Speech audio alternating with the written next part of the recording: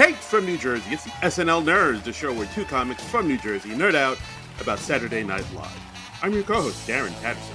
And I'm your co-host, John Trumbull. Trumbull, how are you, sir? I'm doing well. How you been? Good week for you? Good, decent week? Staying busy? Decent. It's definitely, lots happened. Okay, Lots happening. To you personally, or just like to the world being on fire? I mean, yeah, like look, the world's been on fire for a while now, but it feels, the flames feel especially hot this past week. That's a good way to put it. Yes. Yeah. Yes. The flames are particularly flamey. Yeah, like it's hotter than normal. It's like when you go down south to like Louisiana or Florida. It's like Florida's always hot and muggy, but then there's some days where it's even too hot and muggy for Florida. That's what this week felt like. Yeah, that's fair. That's fair. Yeah.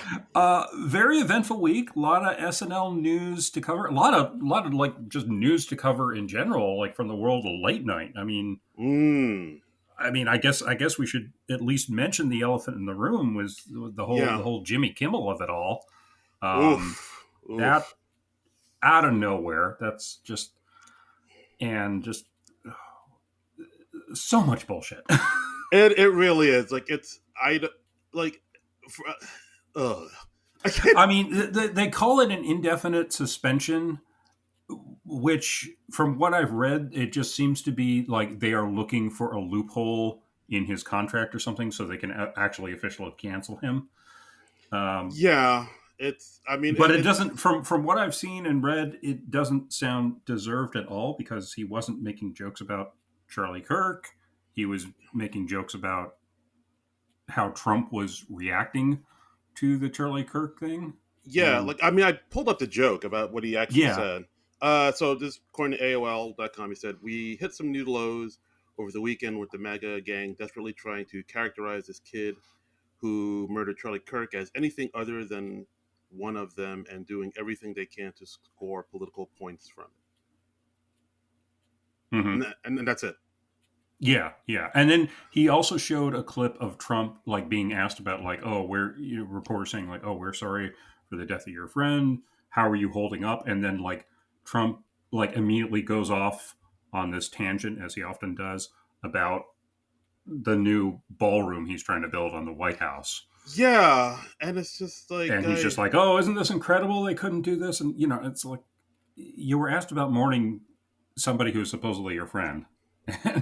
Yeah, and it's just insane that this happened, and I don't know, all the comedians who are freedom of speech, you can freedom of speech, justice. A lot of them are kind of quiet on this right now, and it's just it's very telling. I'll just say that. Yeah. I mean, I would never say that Charlie Kirk deserved to be shot and killed. No, not absolutely. Not. But I think it is. I mean, that's a horrible thing, but it's also true that Charlie Kirk was a massive piece of crap. Yeah. The two things can be true at the same time. Yeah. So, and just seeing the shit he said be so whitewashed in the media, I don't have terrestrial TV anymore, so I'm in a bit of a bubble. I've been a little shielded from that, but I mean, just the man said stuff like, "Oh yeah, the Martin Luther King was not a good guy, and the Civil Rights Act never should have happened." And it's just straight up. I don't know. I mean, I don't want this to become a political podcast or anything like that, because people listen to us to escape the madness of the world. But yeah, it is. They do, but I mean, and we actually I took a look at our Apple Podcast reviews this week, and somebody was criticizing. It was oh, they insert their own political opinions, and it's well, look. We discuss a show that is to some degree about politics and comments on politics, so it'd be almost impossible to review SNL without hitting on politics. Yeah, I mean the two go hand in hand, kind of. I mean, people look to SNL for like their take on the hot new political, topics of the day. They've been doing that since the Ford administration in the 70s. But like Yes. but part of me is like, this feels different. I don't like. Yeah. Will SNL go hard on this administration after this happened? Like, I don't think they. I mean, our friend Dennis Perkins, he had a really good piece on Late Nighter talking about this, where he was like, the two timelines, like, here are the two possibilities. Like, Lauren could try to, play it safe, play middle of the road, and give avenues to more right-wing people in a futile attempt to appeal to that audience, or he could go like really hard against it. And yeah, I don't have high hopes for that because, Lauren's 80, the show's 50. Yeah, and so I remember like last season you mentioned like how it seemed like the show really wasn't digging into what Trump and what a not great person he is. So like so after this, I don't think they're definitely I don't think they're gonna like rise. Yeah, I don't know if SNL is gonna meet the moment. Yeah, I don't think they're gonna be the rebel type of thing that they should be. Mm-hmm. I think it's like before they treated it with kid gloves. Now I think it's going to be like infant gloves, like even smaller gloves. It's like, ow, those infant gloves are hitting too hard. Oh. Like Trump-sized gloves. Stop throwing cotton balls at me. So, I mean, I love to be proven wrong. I love to see them say and do something like South Park does, where they really hammer at him. But like, I don't know, man. I don't think it's going to happen, but like, who knows? I could be wrong. They could surprise us. It's always possible. I mean, they surprised us with the cast departures and the cast additions. Oof. And look, I'd say the show is doing something right. They did win another Emmy for the 50th anniversary special, which aired back in February. So. Yeah, they kind of did well at the Emmys. We got to see that little the cold open for the Emmys when Bargatze hosted, and they kind of reprised their Washington's Dream sketch, but they made it fit the history of television. Yeah, so I assume Mikey and Streeter had a hand in writing that. Yeah, they must have. Yeah, it's kind of their. It just so seems their style, and I know they were responsible for the Washington Dream sketches. So. Yeah. So we got to see Bowen and JAJ and Mikey a little bit during the Emmys. Like, oh, that's cool. Yeah. So let's see. It says here, I got a story on NBC.com. The anniversary special took home 8 Emmys overall. Variety special live, writing for a variety special, picture editing for variety programming, for the segment physical comedy, hairstyling for variety nonfiction or reality program, sound mixing for variety series or special, technical direction and camera work for a special, makeup for a variety nonfiction or reality program, and directing for a variety special. And there's a little of Lorne Michaels' speech here in the article. He says, "When I won this award for the first time 50 years ago in 1975, I was younger. And I had a lot of dreams about what would happen in my life. Not one of those dreams was that I'd be doing the same shoe for the next 50 years. However, here we are. I want to thank NBC and Comcast for their support. The show was 2 years in the planning, and they said, we don't care what it costs as long as it's good. Maybe they didn't say that. Maybe that's the way I heard it. Anyway, I want to thank the Academy for continuing to keep the word television in their name. As long as it's in there, we'll keep showing up." That's a fantastic Ed Sullivan impression. I don't know how you do it. Thank you. I should just say I still have not watched the full Emmys ceremony, so I have no idea what Lauren's actual delivery on that was. So I may not have even been in the ballpark. You're not far off. Thank you. But yeah, congrats to SNL. Congrats to friend of the show, Andrea Persigliati, who production designer on the show. We saw, if you follow her on Instagram, you can see her pictures of the ceremony, and continued success. The show also won in 3 of the 7 categories it was nominated for: lighting design, lighting direction for a series, production design for a variety of reality series, and technical direction and camera work for a series. I mean, let's face it, SNL's technical crew, second to none. So, very true. Well deserved. Very true. Hear, hear. Yeah. So that's, that's a good amount of SNL news for any one week. But there's more. Oh my God, there's more? There's more. They announced their first three, their hosts and their musical guests for the first 3 shows of the season. So, yeah. Should we talk about that? Maybe let's talk about it. That's a crazy idea, but it might just work. Yeah, it's worth a shot. What the heck? Okay. All right. So, you want to start? I'll start it off. Yeah, sure. Okay. So, show comes back October 4th. Just a few weeks away. The premiere of season 51. We got hosting Mr. Bad Bunny and musical guest Doja Cat. Bad Bunny, he hosted and musical guested back in October of 2023. He was a musical guest. Oh, those innocent days. Remember those days? The Biden administration? Good times. And then he was a musical guest back in February 2021 with Reggae John Page as the host. And in May 2025 with host Scarlett Johansson. Wow, I've heard of her. Yeah. Yes. Okay. On the season 50 finale. Of course. Right. And he also had a thing on the 50th anniversary special, as I recall. Yeah. So it seems like he's like slowly becoming like a friend of the show. Like I'd say he's at friend of the show status at this point. Yeah. I think they obviously like the guy. That's why they keep asking him back. And he seems like. Yeah.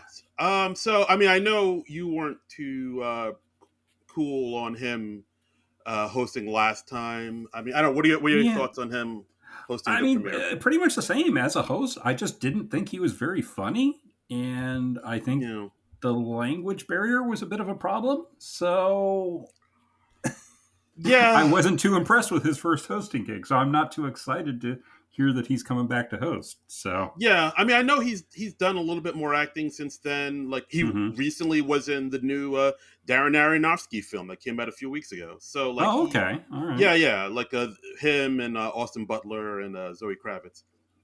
So yes, I've seen the trailers for that. Yeah, he's in that for a bit. So like maybe his acting chops has sharpened a little bit. A part of me is a little concerned because this is the premiere episode, and like the first show after any long break for SNL is usually not the best.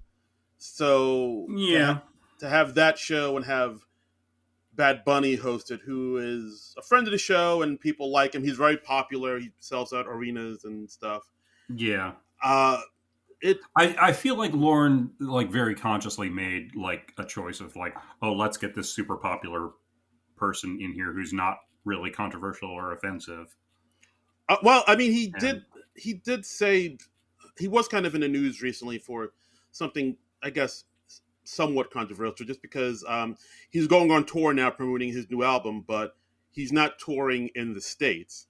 And when I think somebody asked him about that, he did say, like my main concern is that, ICE agents might be outside my shows and, swooping up my people or my staff or crew. So that's why. I didn't know he'd said that, but that honestly sounds like a valid concern in this. Yeah, no, it is a very valid concern, but you can see some people just take that and just, put in their own narrative on it and, take it in a negative light. So so because of ICE agents, he's not touring in the States. So like he might make some, comments about that in his monologue or maybe in a sketch. So that would be interesting to see. Yeah. It'll be interesting. And Doja Cat, I know somewhat. I know she's like a R&B rapper, singer. I'm not too familiar with her work, so I don't. Yeah, I've heard her name. That's about it. But I generally try to just discover the people on the show. So for sure. Yeah, so I'll be introduced to Doja Cat. So so we'll see how that goes. Then October 11th. We got the beloved SNL alum Amy Poehler coming back to host with musical guest Role Model. Well, now I'm excited just because Amy Poehler. She's wonderful. She's a delight. I mean, I think if you dislike Amy Poehler, I think it has to count as a character flaw. Yeah, that speaks ill of you if you don't like Amy Poehler. It's like that's a failure on your part. Yeah, it's like somebody saying you don't like the Cyndi Lauper song "Time After Time." Like everybody loves that song. What's wrong with you? I actually don't like that song, motherfucker. So that's a bad metaphor for me.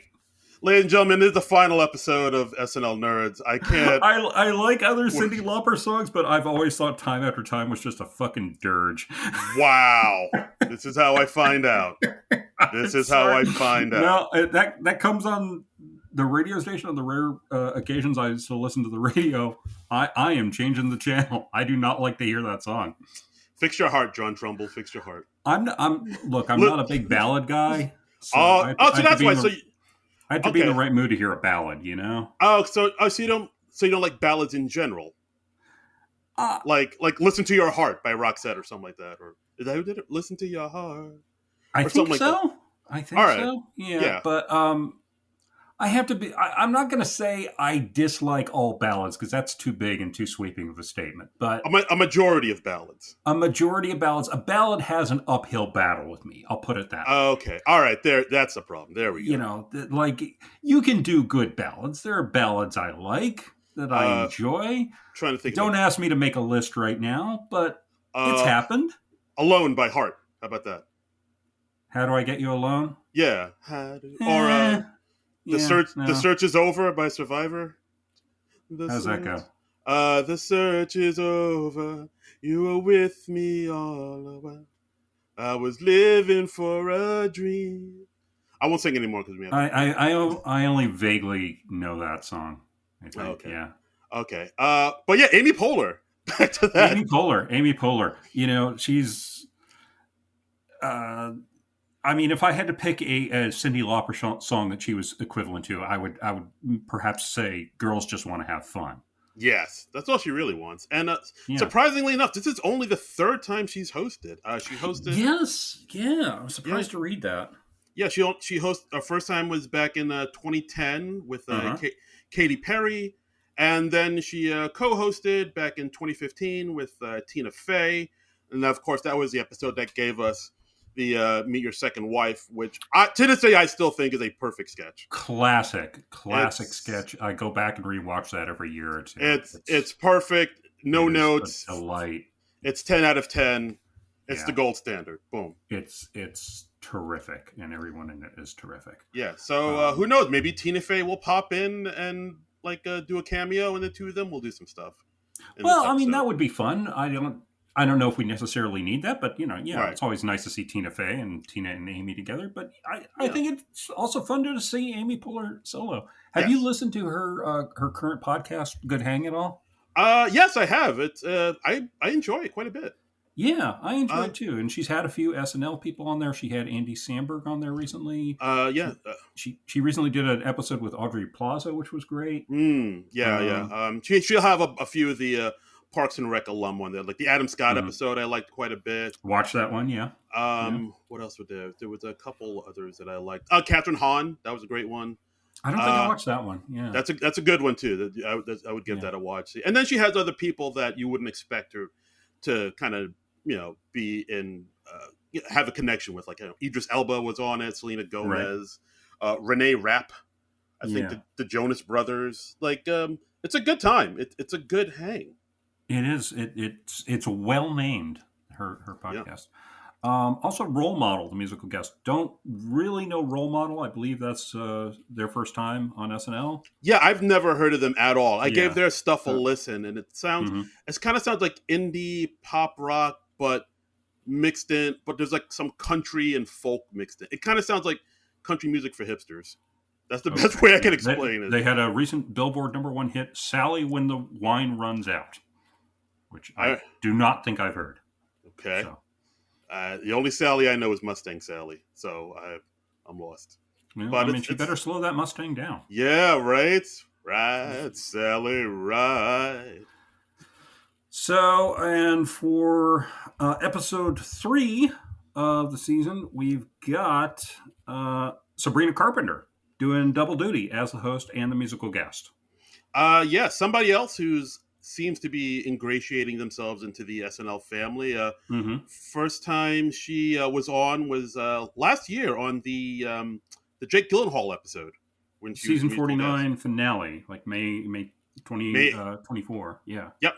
And so now she's coming back to host and musical guest. I'm interested in this one too because like she's somebody who's the it girl in pop right now. She's Mm-hmm. she's so hot. She's blown up. She's everywhere.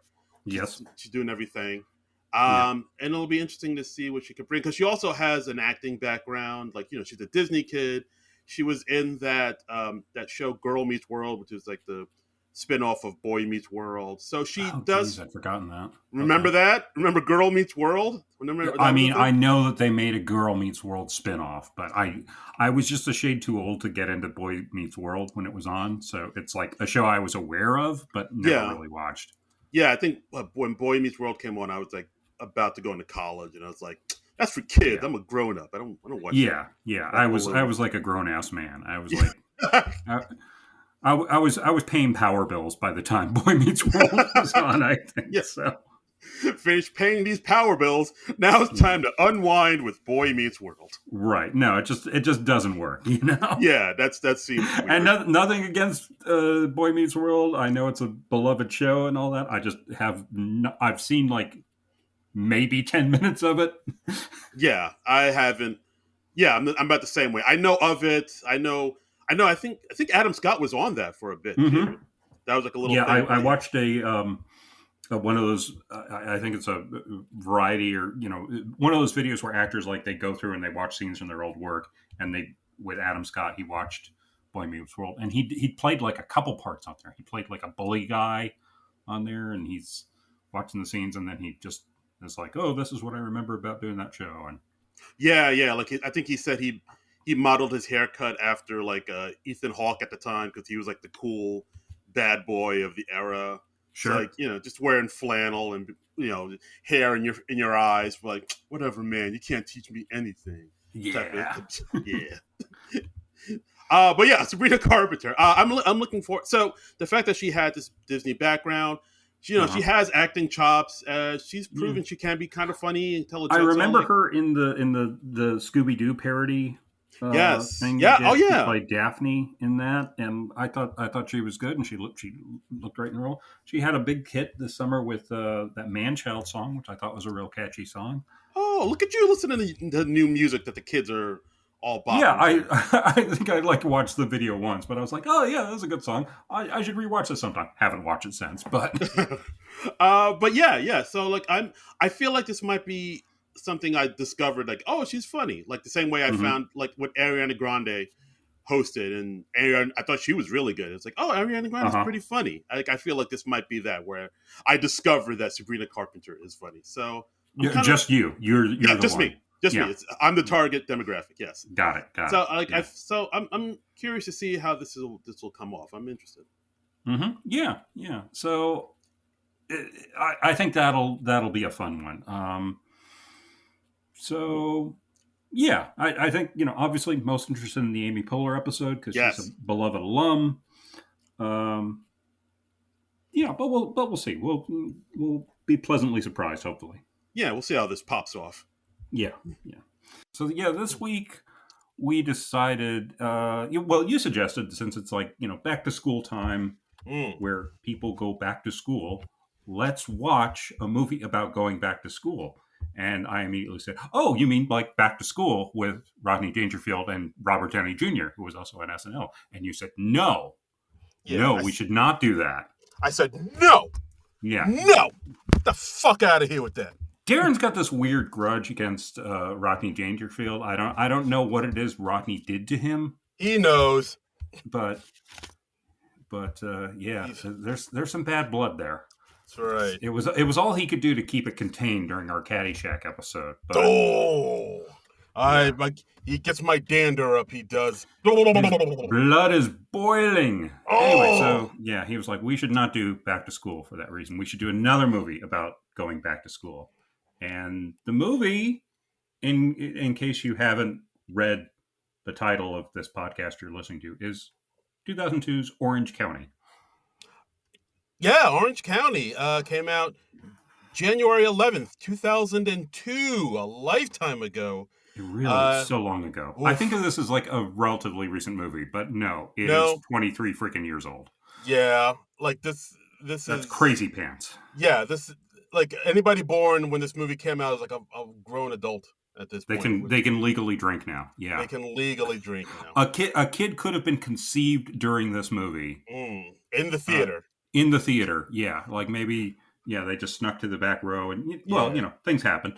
Yeah, and then that kid was born, and that kid is now like going out to bars and just drinking themselves into oblivion. That's right. Circle of life. Get your life together, hypothetical kid that I just made up. Yeah, what the fuck, bro? Go get some treatment. Drinking your life away? You got a problem, man. You got a problem. Hey, man, we're here to help, bro. We're here to help. This podcast has actually been an 8-year-long intervention. Yeah. I mean, you're throwing the bottle's not the way, man. Hey, man, we love you, man. Look, your mom's on the phone. She wants to call. Yeah, we care. Yeah. She has some words of wisdom for you. Take this, Bible, read it through. It'll change your life, bro. Namaste. Orange County. Where were we? Yeah, Orange County. Directed by Jake Kasdan, who directed Zero Effect, the last two Jumanji movies with The Rock and Jack Black. Yeah. And Colin Hanks. And Colin, he was in both of those too? I think he was. Yeah, that's what I think I read in the trivia thing. I only saw, I think, the first one of those, the Jumanji revival. Yeah, he was like a pilot. He was like an old-timey pilot who was trapped in the Jumanji game world, I think. Oh, wowzers. I didn't know that. Yeah. Well, and of course... he was in it, but he didn't have scenes with Jack Black because... I don't know. I don't remember much about that movie, honestly. Yeah, I blanked it. And but Jake Kasdan, the movie that he did do that you do remember, the great, the mighty, Walk Hard, the Dewey Cox story. Yes, I do absolutely remember Rock. I almost said Rock Hard. I remember. That's a different movie, John. That was a porn parody. Pardon me. Oh, my. Oh, Lordy. I do remember Walk Hard. Also, I resent the implication that I do not remember Zero Effect. I remember Zero Effect. Okay, yes. Zero Effect is good. I may choose Zero Effect for my next birthday movie. Oh, really? Yeah. I love Zero Effect. Zero Effect freaking rocks, man. Okay. Listeners, you heard it here first. Stay tuned for next year, 2026. Zero Effect. We're doing it. I'm not going to remember 11 months later. Probably not. Probably not. Listeners, if somebody could remind us in a year that John set a reminder to me for late July, and it was like, John, you were going to do Zero Effect for your birthday this year. And, act as our reminders app, listeners. If you could, I could literally make a reminder to myself on my phone right now. Am I going to? No, probably not. Yeah. And listeners, if you could, somebody can give me a wake up call around 7 a.m. on Monday because I got work. So if somebody Darren could do has that, a lot of trouble getting up in the mornings. He really does. Be my alarm clock, listeners. It's an issue. Yeah. Yeah. And if somebody could pick me up from the airport in about a month, I got. Okay, now you're really overstepping. Oh no, are we not? Yeah, okay, no, we're not there yet with our listeners. Yeah, we're not at drive us to the airport. Can one of the listeners come clean? Yeah, can one of the listeners come clean my house? Can we ask for that? Can somebody wash my car? Can we do that? Anyway, yeah, so Jake Kasdan had a great directing career. You know, he's Zero Effect, Zoolander, the Jumanji movies. Yeah, and as well. Yeah, and written by Mike White. 1 year before School of Rock, that's the movie that kind of put him on the map, and of course the White Lotus series even put him on the map more mappier. He was on a map, but he was pinned. It was even a bigger pin in the map. Yes, I think. Yeah, he was all over the map. So yeah, and we have also covered School of Rock on the podcast recently. I'm looking up which episode number that was. Okay, now. That was a while ago, and I believe we had a guest on that one, if I'm not mistaken. I think that was the one my friend James Strecker. There we go. From the Watchtower database was on, and I am scrolling through. That was episode 303, so that was about a year ago. That was 50 weeks ago, my friend. A chihuahua. Yeah. That was a while ago. Okay, Time flies. Time flies when you're doing a podcast. Yeah, so the budget on this one was 18 mil, grossed 43 mil, which kind of surprised me because I thought this one was kind of. It seemed more like of a hit. Yeah, like I know. Actually, I thought this one was more of a miss because I don't remember too many people talking about it that much when it came out. I thought it was kind of under the radar, but it looks like it made some money for sure. So yeah. Yeah, I mean, this was one of those MTV films, and I think they usually just kind of kept their budgets low. So if one of them happened to hit, great. You know, you're making money. You got a healthy profit margin. Right. So. Yeah. Like, and of course, the hallmark of any MTV film, something I forgot about after when I rewatched this movie, so many needle drops. Like they play a song. Yeah. A song every 5 minutes. It's like a James Gunn movie. Yeah, or it's like a CW show. Like the CW is even worse because like the songs would practically drown out the dialogue on those shows. Yeah, it's like, what did they say? What? Yeah. This is it's kind of made for closed captioning. Yeah, trying to hear some dialogue over Evanescence or whatever. Yeah, wake me up inside. I can't wake up. Save me. Oh God. Anyway, so this movie's you got your Colin Hanks. He's a teenager by the name of Sean Brumder. He lives in Orange County. Hey, that's the title of the film. Wow. What? He's a surfer kid. He loves to surf. He like cuts classes to go surfing. Yeah, and party with his bros, hang out with his main squeeze, just living the life on the beach, brother. He's got a girlfriend named Ashley, but then suddenly one of his friends dies while they're surfing during a tsunami. Yeah, I didn't. It gets kind of dark real quick. Yeah, I forgot about that part. So he's sort of out of sorts after that, and he's like, hey, what does it all mean? He finds this book half buried in the sand on the beach, and it's this book called. What was it called? Like Shedding Jackets, something like that? I believe so. Yeah. Yeah. It's something about jackets, or like straight jackets or something like that. Wait, hang on. Yeah. Okay. There's something on the IMDb trivia about the book. It's called Straight Jackets by a writer named Marcus Skinner, and Sean becomes obsessed with this book. He reads it I think he says 52 times over the course of one summer. Yeah, it becomes his catcher in the rye almost. Yeah, it's and so he's like, I'm gonna go out and I'm gonna shoot one of the Beatles, and then he realizes no, Jesus, one of the Beatles is already dead, and that's he can't do that. And like it's 2002, so George Harrison's dead too. God, he's got Paul and Ringo, but there's all the security around them. It's a mess. So it's like, well, I won't do that. So maybe I'll just be a writer. Right. That's a good second option. Yeah. Actually, that's an excellent second option. That might be a better option than the first option. Yeah, let's go with that. It's cheaper than being an assassin. You know. Yeah. You don't have to deal with the cops as much. You know. Right. Pens are cheaper than bullets. Let's go with that. Yes. Yeah. Oh, yeah, and he also finds out that the person that wrote the book, Marcus Skinner, he's actually an English professor at Stanford University. Ooh, Stanford University. I've heard of them. Yeah, they're where are they located? I didn't look that up. Are they, looked they're somewhere in California, right? It's in California. It's like around San Jose, about 6-hour drive away from Orange County.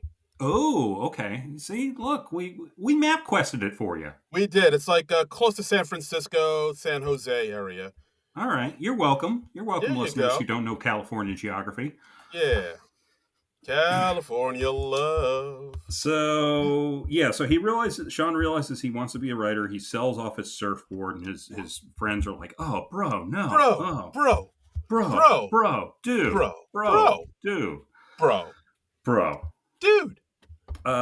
Sean's also got a brother named Lance, who's kind of a dipshit. Yeah, played by Jack Black. Yeah, he kind of steals every scene. I thought he really.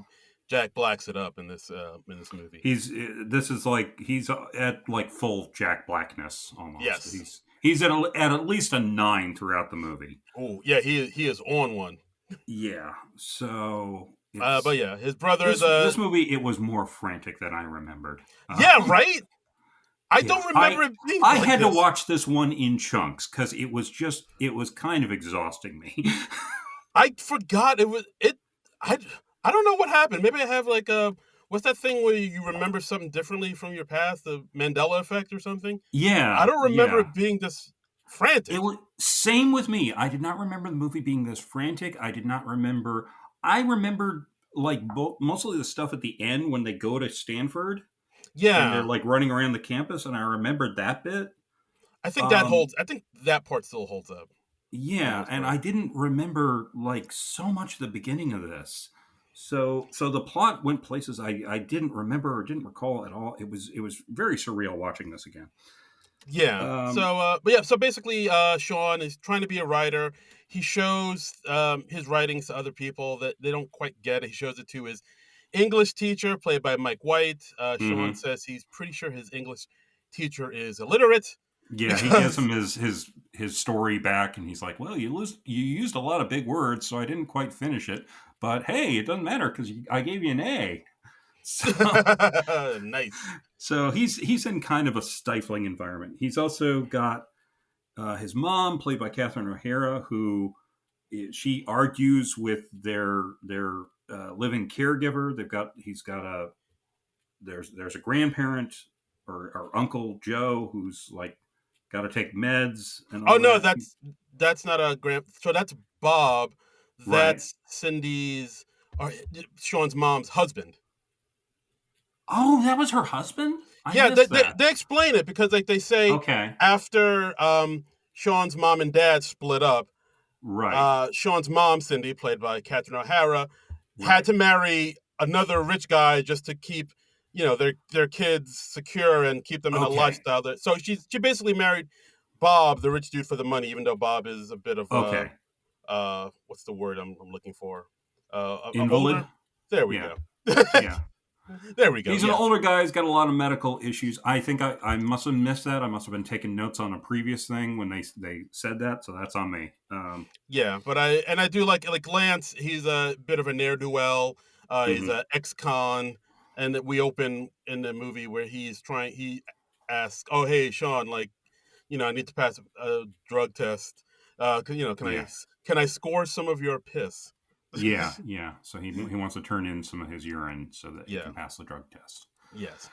So yeah, And, there's a lot, and but Sean is a good student. He's a motivated student, and he has he's like a straight A student. He has great transcripts, and he goes to the admissions officer at his high school. Well, not the guidance counselor at his high yeah. school, and she's like, "Oh, well, look at this. You're definitely Stanford material. You're a shoe-in.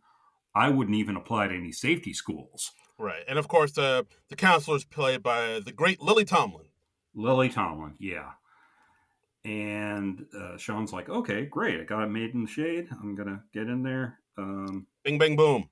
Yeah. Everything's coming up Opening roses. credits, we had Cake.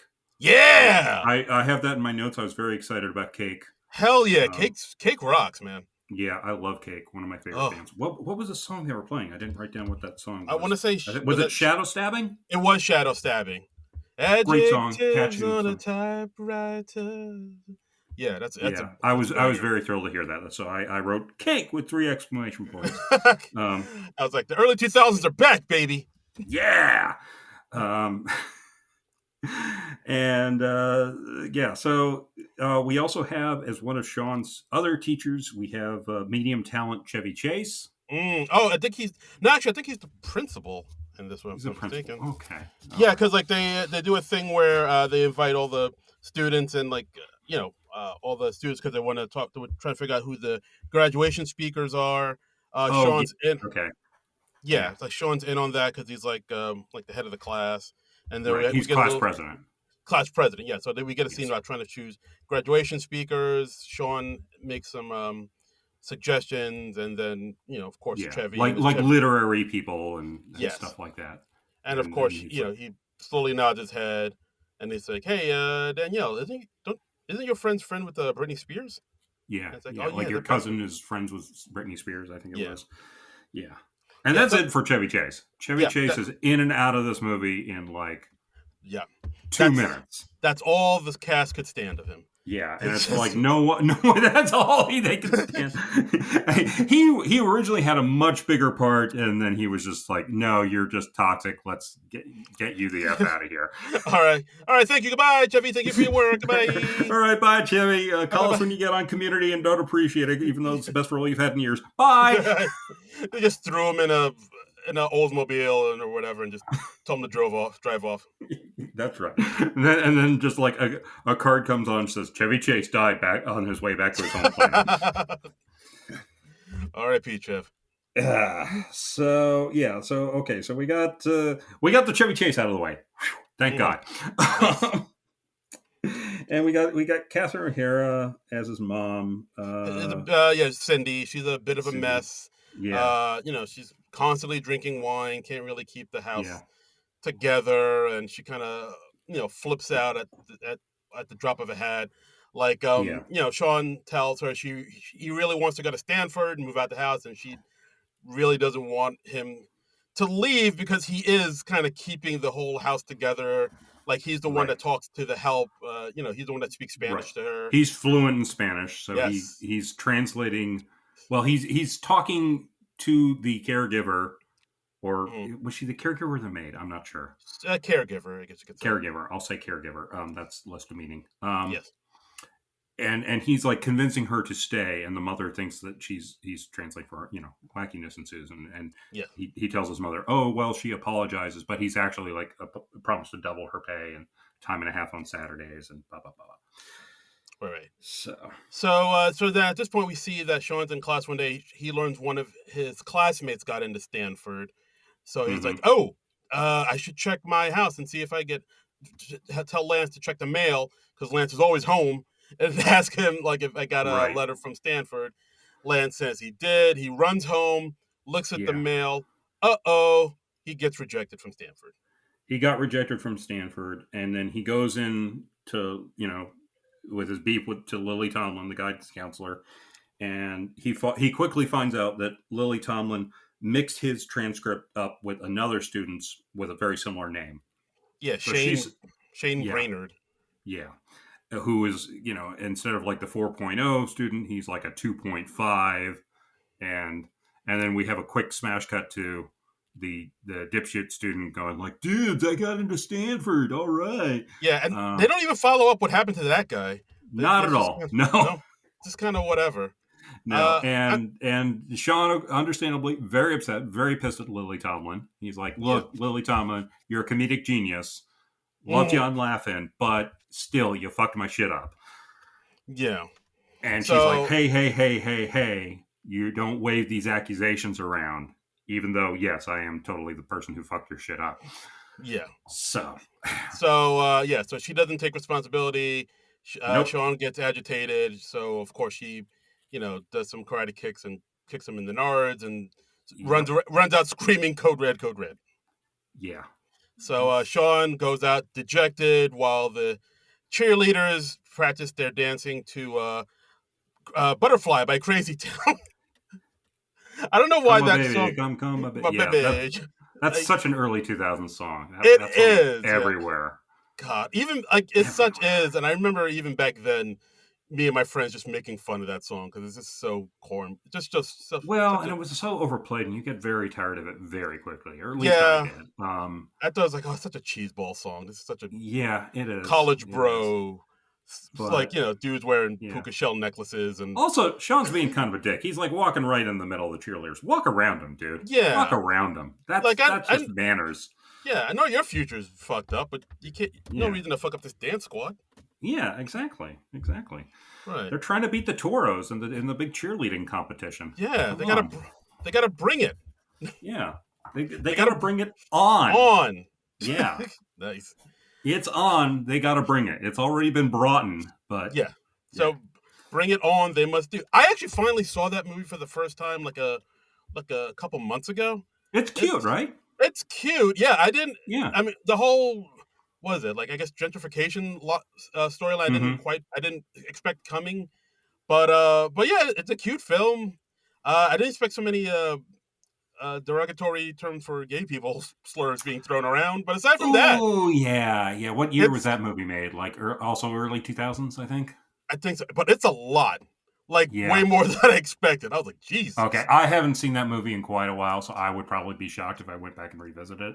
Yeah, if you go back and watch, like, I'm not one of these pearl clutching people saying, this can't be done now. But you go back, you're like, wow, they really just let that thing fly. Quite a bit. Slur all over. A lot, like a lot. But, well, that's too bad. Okay, but other than that, it's fun. Yeah, but I thought it's an entertaining movie. It's got a good cast in it, and got some cultural appropriation. It's great.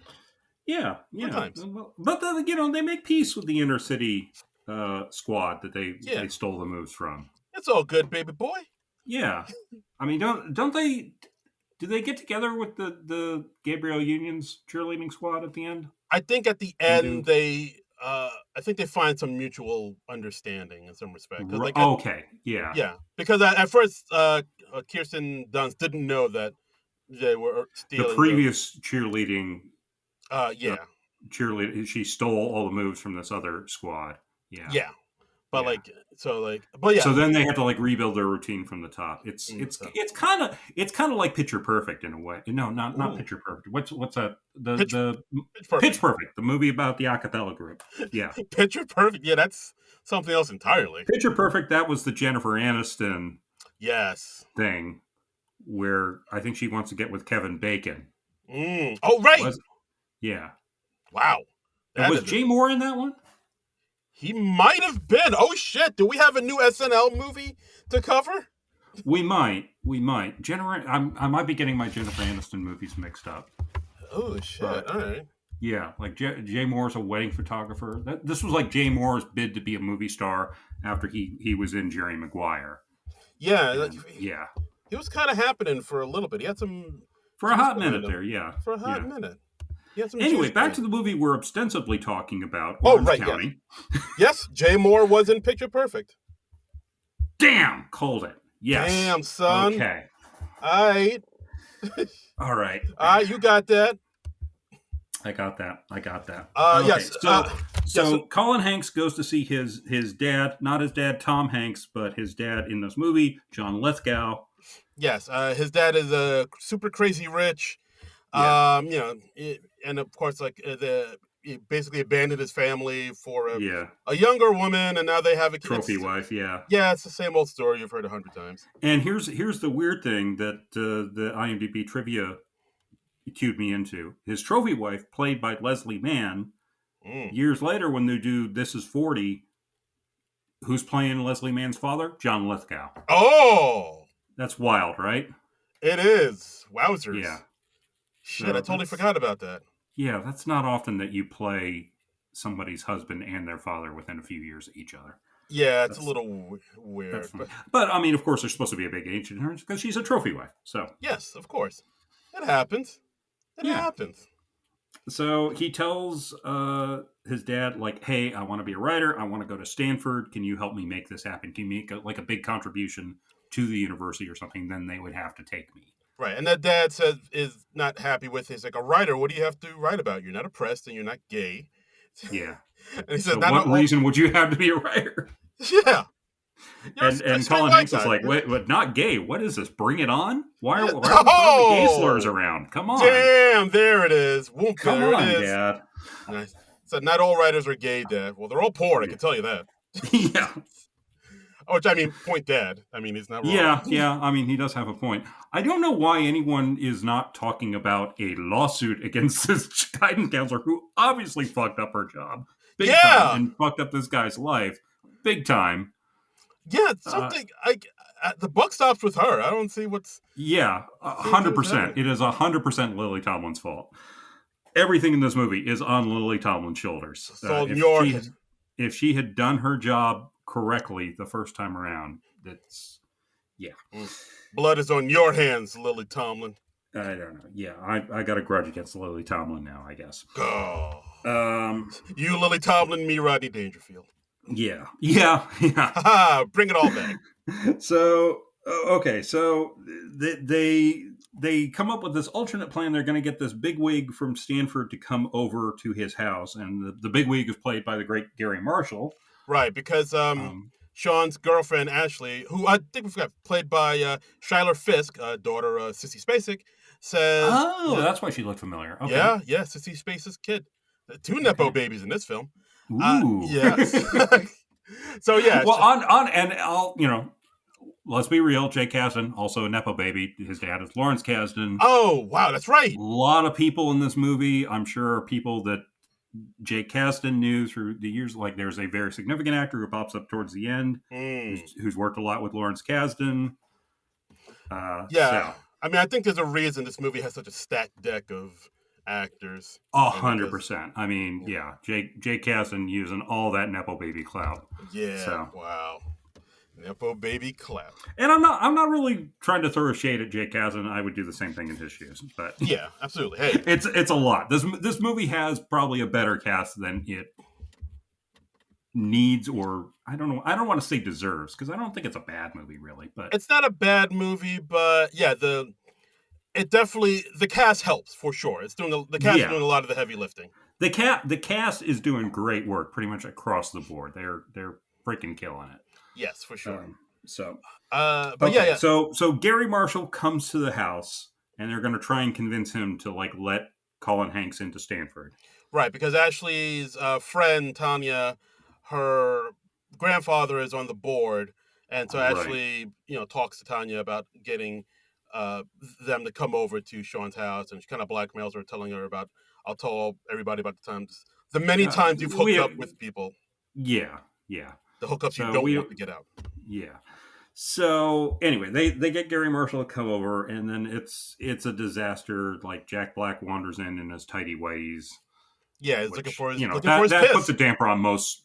Yeah, that puts a damper on most parties. Jack Black wanders in tidy whities. That's how my parties get started, baby. Woo! You dressing like Jack Black, or literally Jack Black coming into your party? Who knows, man? Could be a little bit of both. Anything can happen at a Darren Patterson party, because a Darren Patterson party don't stop. I'm raising the roof right now. Yeah, you can't see me, but listeners, but I am raising the roof. I'm doing the running man. I'm doing the raising the roof gesture. Yeah. Yes. Darren's got a big kid and play haircut. Yeah. Right zigga. I'm doing the Cabbage Patch in this closet. You can't see it. He's wearing those oversized overalls. Yes, those big parachute pants, the Buttafuoco's. Yep. Oh my God, it's a party in here. It's a party in here, but yeah. So the whole thing, it doesn't go well. I didn't write down all the ways it doesn't go well. I remember Bob in the wheelchair, him falling back, and they think he's abusing the elderly and. Yeah, but he just needs his pills. The mom comes in. Of course, she goes into the backstory about how Sean's father left them and married a 20-year-old, and left them destitute. And of course, she's drinking more and more white wine. Lance, like you said, Lance comes in his underwear because I'm sorry, I just need to find my piss. For my PO. Yeah, and the Gary Marshall's wife, she's got the little thing, the cup of piss, and she was about to drink it. It's really, you can't tell that's piss? You can't smell? Yeah, piss? Really? You can't tell a glass of wine from a plastic cup of piss? Do people in movies have no sense of smell? Is everyone, or do odors just not exist in movies until the plot calls for it? It must be, because they are doing all the time. You see this in movies where there's wacky mix-ups with some sort of bodily fluid, and most things that come out of your body, they carry odors. Yeah, and just warm. Pee is warm, man. Exactly. Pee is so warm. It's blazing hot. Okay, let's pump the brakes a little, Darren. I might need to go to I might need to see a doctor. Look, you most definitely do. Yes, I've been peeing lava. Is that normal? Okay, is that good? No time to unpack this right now. Okay. Oh no. So Gary Marshall's I will never, as long as I live, you will not get into Stanford. So yes, he leaves horrified in a huff. Yeah, right. and then it looks like Sean will never see his dreams of going to Stanford. He gets bummed out. Lance goes to console him, saying, we know what you should do. Just go to Stanford anyway, and just take the classes there. They can't stop you. Just go. And he's like, oh, well, Sean's like, oh, that's actually not a bad idea. I should go to Stanford and find someone there to plead my case to. So they decide to take a trip up to Stanford, which, as you said earlier, 6 hours away from Orange County. But yeah, Lance says he can get them there in 3. Okay. I guess that's what happened, because he's just like kind of speeding through traffic, breaking the laws. Breaking the law. Even though he's an ex-con and he has this PO shit, but he's just, he's Jack Black. He don't give a fuck. We are going to Stanford finally. It's like 38 minutes into the movie. We have just now gotten to the bits I remember. Right. Okay, here we go. So the whole first 38 minutes of this movie, I was like, I do not remember this shit at all. Nice. So so they finally get to Stanford. They go to the admissions building. The lady is there at the front desk. And they say, "Hey, we'd like to talk to the dean." Yeah, and she's like, not just the lady, Jane Addams. Jane Addams. You know what? I apologize. Yes. She's been in you remember every indie movie ever? That's Jane Addams. Yes. Yeah. She was in all of them. Yeah. She was in Swingers. She was in. She was not in Swingers. She what? No, she wasn't. Oh, I guess not. Yeah. But she was in other. Okay, every indie movie ever except for Swingers. Thanks for stepping on my joke, buddy. No problem. That's what I'm here for, buddy. Yeah. No, and he was in Happiness. I know. I remember that one. I never she's in that movie. I've never seen the movie Happiness, but I know she's in it. So. Yeah, I don't know. I don't think I've seen any of the Todd Solondz movies. I just hear they're really kind of fucked up. They're a lot. I don't know if I can handle it, man. Yeah, I don't. Yeah, I'm a very delicate soul. Yeah. Yeah, I've heard they're rough watches. So Jane Addams, she's manning the desk there. She says, "Look, the dean of admissions is not here because it is 10:30 at night." I don't know why there's somebody at the front desk at 10:30 at night in the admissions building. I don't know why the admissions building is not just locked up. But right? It's 10:30. That shit should be locked the fuck up. There should be one security guard patrolling around, maybe. Yeah, one lone security guard, maybe watching a small TV or just fast asleep. Right. Yeah, that's what security guards do in movies. Yeah, of course. That's what I've learned. So Jack Black's like, no, we're not going to take no for an answer. It's by the way, it's Jack Black, it's Colin Hanks, and it's Ashley, the girlfriend, Sissy Spacek's daughter, who are on this road trip. Yes. Yeah. I'm just going to call them by the actor names because when a cast is this big, I don't care about character names particularly. Done. All right, let's do it. Yeah. So Jack Black crashes through the window at the admissions building. He's like, we're going to break in. We're going to do this. We're going to find somebody to talk to. And he and Jane Addams end up hitting it off. Yeah, they start boning. But while he's away, he's like, "Do you want to get naked and start the revolution?" That's a killer come on line. That's his pickup line, and amazingly enough, it works. Yeah, but while he's doing that, Skylar Fisk actually tells Colin Hanks, "Hey, we can just call information. He's probably listed, so maybe we just go to his house that way." And he's like, "Oh yeah, let's just do that." And then just do that. We are the relatively sane ones in this movie. Yeah, we are not. Jack Black has his own insane subplot now. Let's go off and have the sane subplot. So let's go find Harold Ramis. Spoiler alert, Dean of Admission, Harold Ramis. Woo! So he's talking to Harold Ramis, and he's like, "Hey, I'm this straight A student, 4.0, blah, blah, blah, blah. I've done all this cool shit. I should get in." And he kind of buries the lead. He doesn't say, "My transcript was mixed up, and my dumbass guidance counselor sent the wrong transcript." I would lead with that. Yeah, I don't know why he's playing all footsie with the thing that'll really get this fucking shit in motion. And because here's the whole thing: he was not rejected for merit. He was rejected. I mean, because it was another student's transcript, which just seems like a huge liability thing to me. Yeah, that's I don't know. I don't know why he doesn't just do that, but right. And so Harold Ramis, he's getting ready for a trip to, I think they said it was Bali. He's going on a trip with his family. So he's getting ready for that. Bali. Yeah. Bali. And he's like, "Okay, well, let me see your transcript and we'll see what we can do." And then Colin Hanks is like, "Oh, I left it in the car. let me go get it. It'll be right back. 5 minutes. Don't have any wacky hijinks while I'm doing that. Yeah. He should just brought it with him, but I don't know. Right? I don't get why. Look, I get the need for wacky hijinks in your movie. I don't get why Colin Hanks doesn't think to bring his transcript with him when it is the whole freaking reason. Because if he didn't leave it in the car, we couldn't have this wacky mix-em-up that's coming up, because Harold Ramis has a huge headache. And right. Oh, we also forgot to say that like Ashley is wearing Jack Black's jacket because she's cold. So Jack Black gave her jacket to wear. So she just goes through the pockets, as you do, and she finds all these pill bottles in them. Okay, yeah. So, and Jack Black, big time drug addict, and he's got all his illicit drugs in like the bottles for over the counter drugs. So like the Excedrin is this one drug, the Tylenol is this other drug, and she thinks, oh, these are just normal pain relievers. I will give this guy 3 of this pill because he's got a killer headache. Yeah, he asks if he has some Excedrin, and of course it's actually ecstasy in there.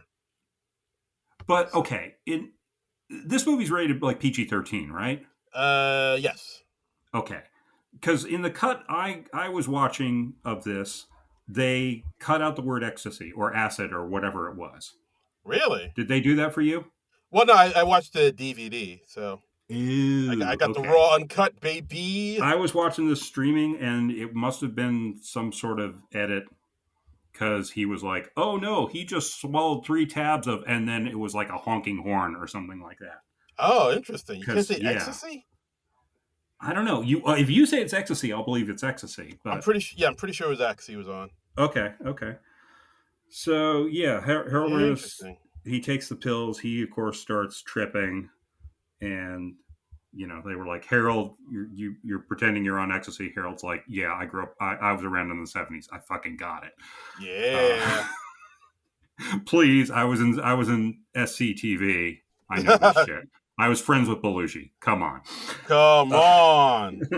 Let's go. Let's go, baby. And he's saying like, at first he's saying like, oh, if I had this transcript by January 21st, you might have had a shot, but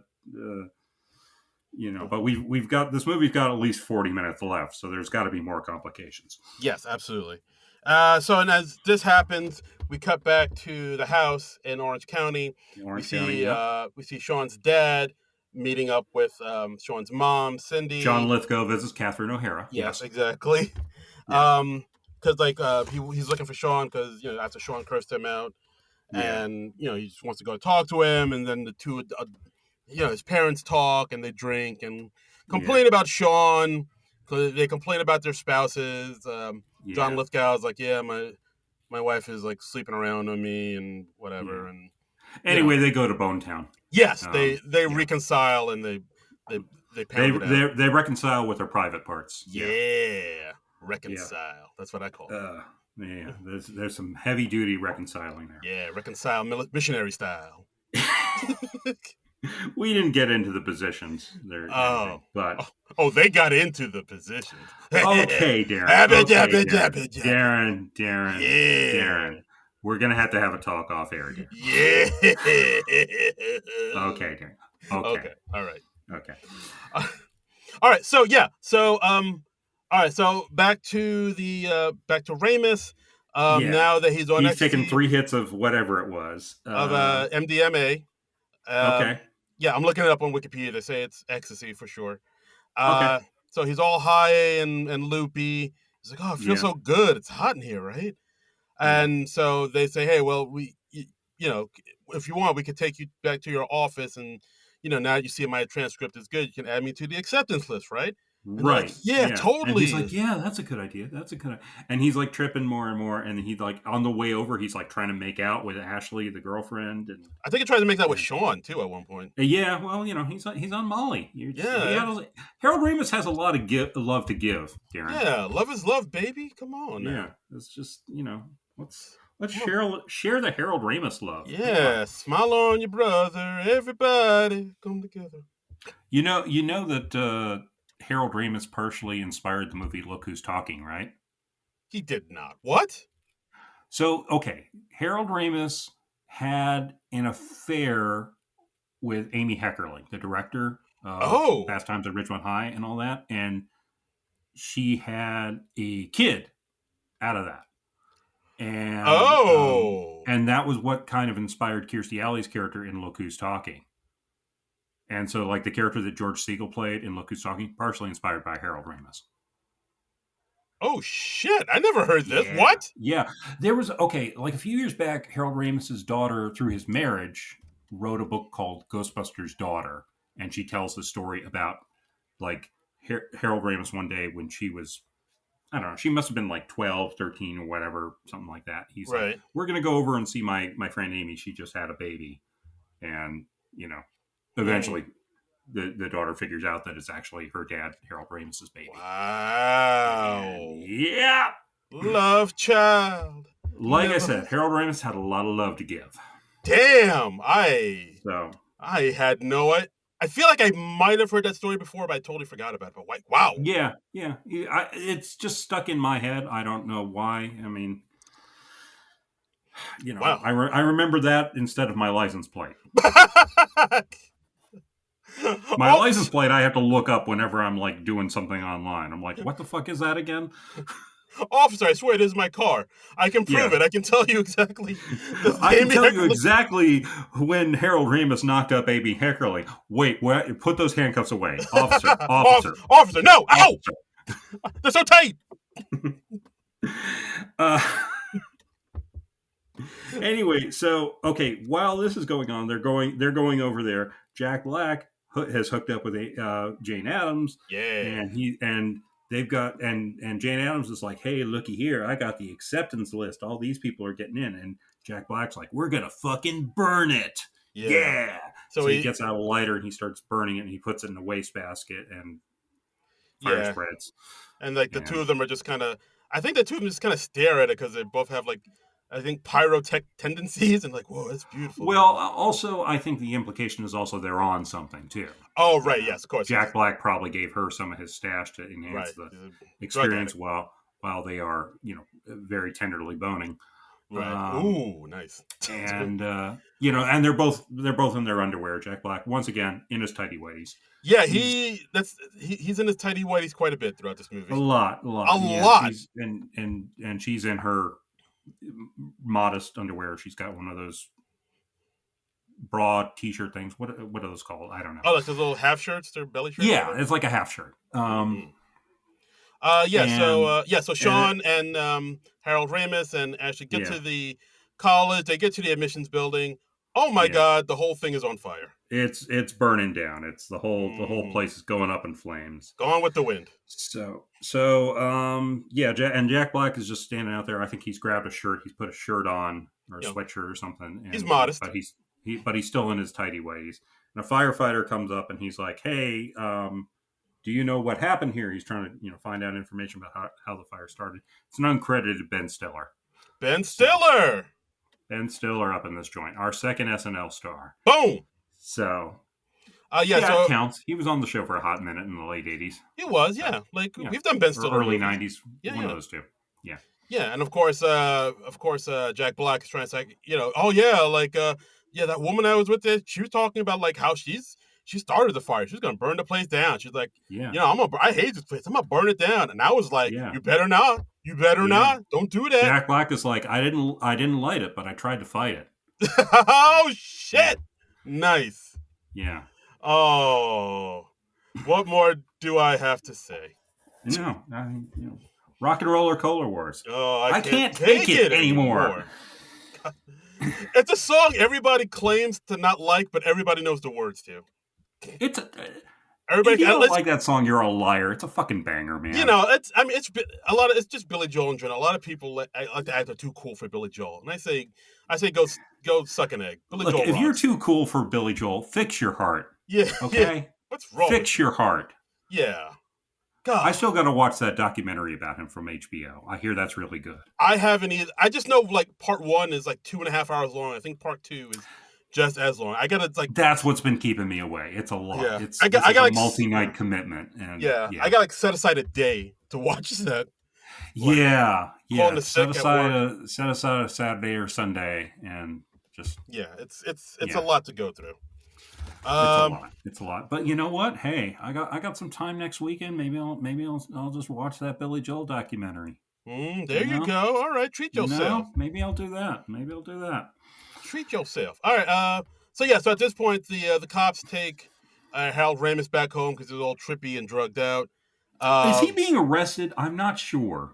I think or is he just being taken home? Because they're like, this guy says he's the dean of admissions, and they don't believe him because he's so freaking high and tripping on Molly. Yeah, I think they were just looking for a way to get him out of the scene because they didn't need him anymore. Yeah, that's probably it. They were like, oh, we got to this page of the script. Harold, your part is over. You will just drive off randomly with this person. Drive off into the sunset. So then, Sean finds out that Lance started the fire, Jack Black, and, he's just more dejected. It's like, he just called him like what he is, a drugged out loser. I can't believe you did this. He's just so frustrated, and he's like, and Lance is like, well, dude, this isn't my fault. I was high. And he's like, Lance, you're always high. And yeah. And then, so Sean walks off dejected as girlfriend Ashley. The two of them have a real heart-to-heart talk, talking about, like, is it... Yeah. Like, do you really want to get into Stanford, or do you just want to get away from your family? Because it really... Yeah, because he's complaining to her that he's like, it's like my family is a conspiracy to keep me from getting into Stanford. Because, they have been kind of fucking his shit up. But you know who's been fucking your shit up the most? Lily fucking Tomlin. Right. That's who, Colin Hanks. That's who you direct your ire at. Yeah, Lily Tomlin. We want your head for this. I'm calling you out, Lily Tomlin. Yeah. Why'd you do this to that nice Colin Hanks boy? Yeah, he's a nice boy. He's a nice boy. But then, Ashley also points out that, well, if you didn't get into Stanford, that would mean the end of our relationship because I'm going to OCU, and you didn't seem like you ever even thought of that or even mentioned it. Oh shit! Oh shit! Okay. We'd have to break up. That's touche. Touche. Point, Ashley. And they have a fight. Now I'd kind of remembered it as them breaking up because I was like, oh, this is the girlfriend that he loses over the course of the movie, or doesn't he realizes that she's not the right girl for him? Because I kind of remembered a thing that's coming up in a little bit. Yeah, no, I think they just had a lover's quarrel. Yeah, she says later, she's like, oh, we have a fight. We had a fight. I'm mad at you. She didn't say oh, we broke up. Yeah. So I was like, okay, I guess I remembered wrong. It's been well over a decade since I've seen this movie. So. No, I hear you. And also we cut back to Sean's house where after... In Orange County. In Orange County. Where name of the movie. Yes, after post-coitus, Lithgow and O'Hara... Yeah, I mean that's what I go to the movies to see. Yeah, yes, that should have been the poster. Two of them in just white bathrobes, and they're just like, oh yeah, so relaxed. I don't remember they were smoking cigarettes or not, but that's how you what you do after you have sex. You have a cigarette. Yeah, you know what just went down. Yeah, how do you know you arrived at the destination? I don't know. Anyway, Leslie Mann comes to the house in their sports car. Oh, and she and John Lithgow have a young kid. They've had a kid together who's a toddler. Yeah, but she's a really horrible mom, and I think at one scene the kid was acting up, so she just asked her house caregiver to take the kid upstairs and give him some Ritalin. Sure, that's what you do. Wow, that's what you do. Wow. And Lithgow is like, hey, look, I'm falling back in love with my ex-wife. I want to have a divorce, and you can keep the house. And she's like, oh, well, what about our son? He's like, we can do shared custody. And Leslie Mann's like, yeah, okay. All right, sure. There's this. Can you take him tonight, though? Because there's this club I want to go check out. So. Yeah, so that nice little clean break there. Clean break. They basically worked out their entire divorce in 30 seconds, which extremely efficient. Very efficient. It's an 82-minute movie. That's all we have time for the divorce scene. This marriage needs to end in less than 5. Yes, exactly. We can't do that Rose's shit in this movie. Can't drag that out. No. But so Sean is just bummed out, walking alone through the campus by himself. He sees a woman, a student, reading a book. Faulkner. Monica Keena. Who is that? Monica Keena. She was okay. This is one of the few scenes I remembered from this movie. Monica Keena was one of the stars of Undeclared. Oh, which was a student. It was a show about kids in college, hence the title, Undeclared. And she was one of the students in there. And Jay Kasdan directed a lot of episodes of that show. It was kind of a follow. It was Judd Apatow's follow-up to Freaks and Geeks. Yes, I remember that. Yeah, and Jay Kasdan directed a lot of episodes of Freaks and Geeks. He directed a lot of episodes of Undeclared, both canceled inside of a season. So, like, when I saw this, I was like, hey, Monica Keena. Because half the reason I checked this movie out the first time around was because I was a fan of Freaks and Geeks and Undeclared. And I was like, oh, hey, I want to see what else this Jay Kasdan guy did.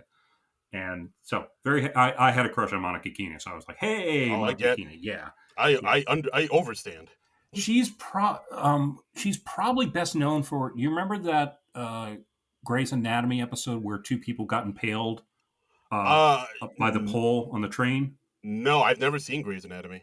Okay, well, that's a very famous episode of Grey's Anatomy, and she was like one of the people who got impaled. Oh wow! Jeez, and the dilemma was they had to pull them off, but only one could survive, and they had to basically choose which one was going to survive. Oh fuck! Yeah. Oh my god! It's like Sophia's Choice. Sophie's Choice, not Sophia. Jesus. Sophia's Choice. That was a very dark episode of the Golden Girls. Sophia Petrillo's Choice. She had to choose between her two children, and she chose Dorothy, and that's why Dorothy had to take her in later when she got thrown out of her old age home. Picture it. Yeah, picture it. Sicily, 1910. I have to choose between my two children. Oh God. Oh God. And I chose you, Dorothy. That's why I have to live with you now. Oh, God. That is now my headcanon backstory for the Golden Girls. Sophie's Choice and the Golden Girls take place in the same cinematic universe, damn it. Perfect. Oh, poor Phil, my brother Phil. I've never seen Sophie's Choice. Me neither. I understand I know the reference, but I've never seen the movie. Yeah, for all I know, Meryl Streep dies in that movie. I have no freaking idea. I know it's a Holocaust movie. I know she has to choose between her two kids. Oh, you can vault. But anyway, so Sean sees Monica Keena's character Gretchen reading James Faulkner, right? And he's like, oh, he's a great author. And she's like, oh yeah, I guess. And she invites him to this party. College party. And you're thinking, oh, hey, college party. He's gonna he's single as of 15 minutes ago. So now he's going to just hook up with Monica Keena, and she's going to be the manic trip pixie dream girl answer to all his problems. That's right. Not so much. And then and they get to the party, and he's trying to talk about Faulkner at this loud college party. And she's like, oh, well, he's kind of boring. I might just read the Cliff Notes. And I was like, oh, Jesus, this movie is old. It's before even Spark Notes. Wow. Wait, there were Cliff Notes and Spark Notes? That's a thing? Spark Notes, I think, kind of took over for Cliff Notes. Oh. They eclipsed Cliff Notes in popularity, but they were the same sort of thing. Oh, I didn't even hear about that. I mean, I don't know if students do either anymore. They probably just go on the internet and read up about it, or have ChatGPT summarize a novel for them. But yeah, they Google Talk It or whatever the kids do. Yeah. But he kind of quickly realizes, oh, this is not the girl. And two more girls come over, and they're like, oh, hey, let's. Yeah, one of the girls, a young Lizzie Kaplan. Lizzie Kaplan, who was also on Freaks and Geeks. Yeah, I don't think she was on Undeclared, but anyway, I loved seeing that Jay Kasdan was throwing bit parts to so many Freaks and Geeks and Undeclared people. Yeah, no, it's great. Natasha Melnick shows up early on. I didn't see her, but apparently Sarah Hagen from Freaks and Geeks is in there too. Nice. Yeah, so that's nice. That's cool, right? Yeah, and then the girls at the college party hear Butterfly by Crazy Town play, and they're like, oh my come God, up, baby, come up, baby. And they're like, oh my God, this is our song, and they start doing a choreographed dance. Yeah. And that's where Sean's like, oh, college kids are just as dumb as high school Stupid kids. And vapid as the people I grew up with. It never ends. Yeah. I don't know. That seems harsh that they're judging them just for being enthusiastic about one admittedly not great song. Yeah, it is. But I mean, I guess when you're young like that, you kind of do harsh judgments about that around people. Oh, you like that movie? I yeah. You have that snarky snide. He's getting very Rob and High Fidelity about that. Yes. It's what you like. It's not what you're like. So. Ooh, yes. I'm just saying, Colin Hanks, you should have given Monica Keena more of a chance. Personally. Right.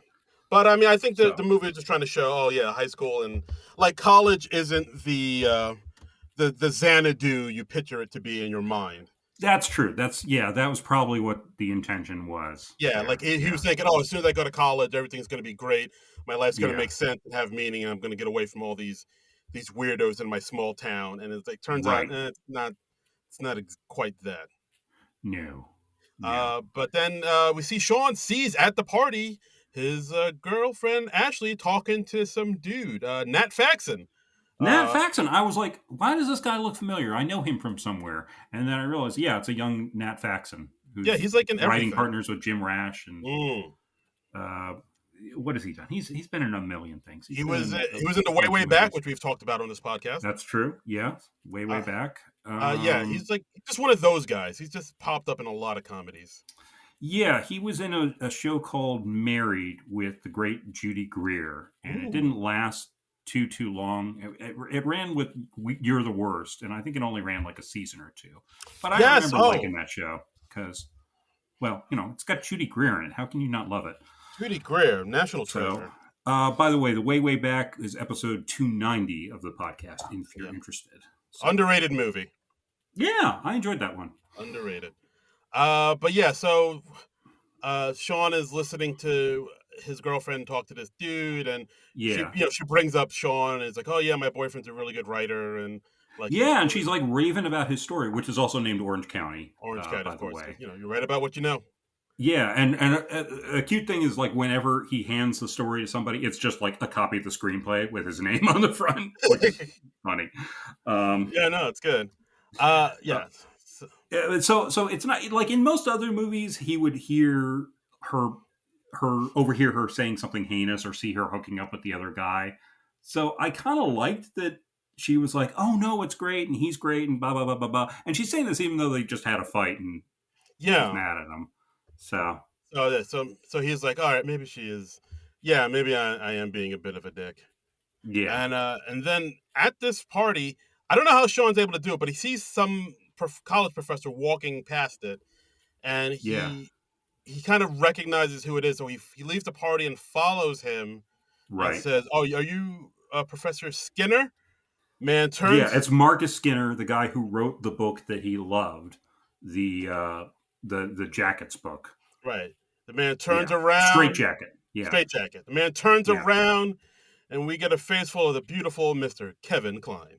Fucking Kevin Kline is in this movie. I was watching this today, and I was like, oh, wait, I sort of remember this. The professor, he's somebody famous. It's Kevin Kline, isn't it? I bet it's Kevin Kline. I think it's Kevin Kline. And he turns around. Yeah, it's fucking Kevin Kline. Just as suave as a man can be.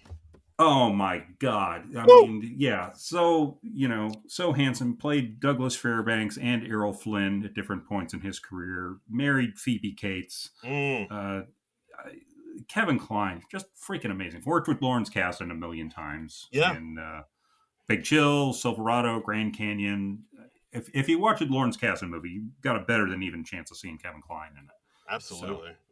So he's doing a favor for his friend's kid. Yeah, it's like that's nice. I'll do a favor for your kid. Yeah, why not? Sean sees his hero right in front of him. So like, oh my God, you're Marcus Skinner. You're a good writer. Mm-hmm. And he's like, thank you. Yeah, and he's like, I'm obsessed with you, and he explains the importance of his book. That he found it on the beach, and he read it, and he had sent like a letter to him along with a copy of his story, and he was like, I'm hoping to study with you at Stanford and blah blah blah blah. That's the movie opens up with that. We probably should have talked about that an hour ago. Probably, but I mean, Skinner says, oh yeah, I read that story, Orange County. I liked it. It's really good. And Sean is like. Sean is like doing cartwheels in his heart, right? He's like, I'm going to need you to say that again because I need to just like take it.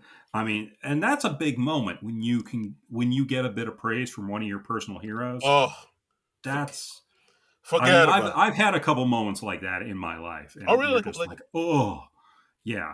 Oh, like when? Um, Can you talk about it or no? I can talk about it.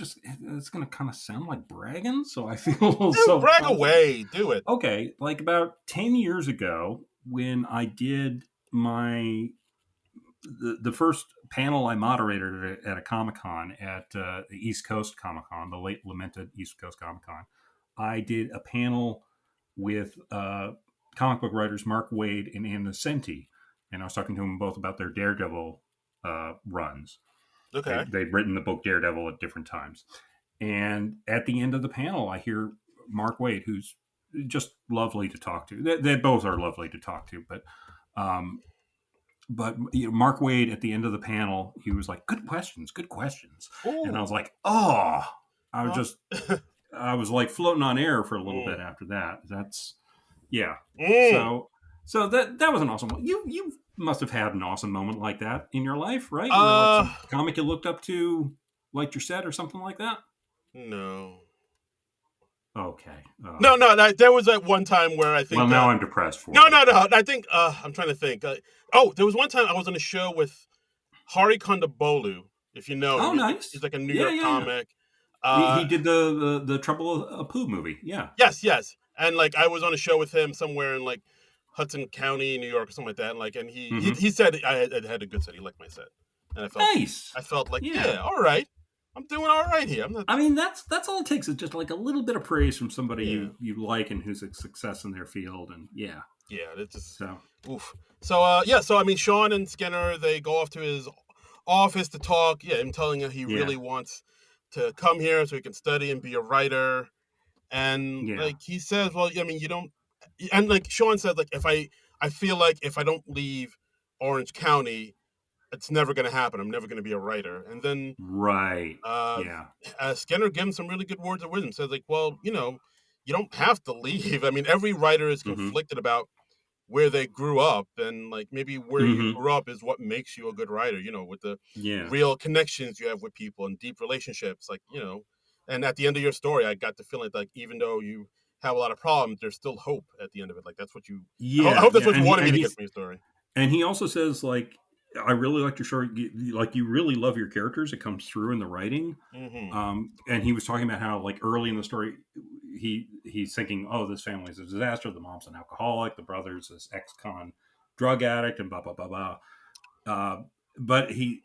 And then he says like, oh, only criticism. And I love that Colin Hanks goes, oh yes, criticism. I want to hear this. And I was like, okay, yes, I love that. I love that he is eager to learn and that he wants to hear criticism. Yes. Because a lot of times, like when people are like, oh, what did you think of this thing I did? They don't really want to hear criticism. They just want to hear like, hey, this is great. This is awesome. Don't change a thing.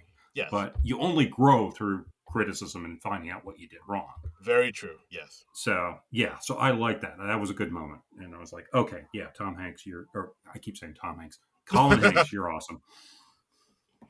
But yeah, he says that the only criticism that the story didn't have an ending, and they did try to, like basically Skinner says, like you, I mean, you don't being here won't automatically mean you're a writer. You could be a writer wherever, he takes those words to heart, and then he leaves. He meets up with Lance again.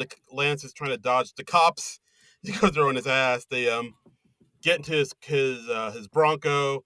They go pick up Ashley from the frat party, and Sean apologizes, says he loves her, and then they all drive. With Lance's prompting. Lance is like, apologize to her like you mean it. Tell her you love her. Love her.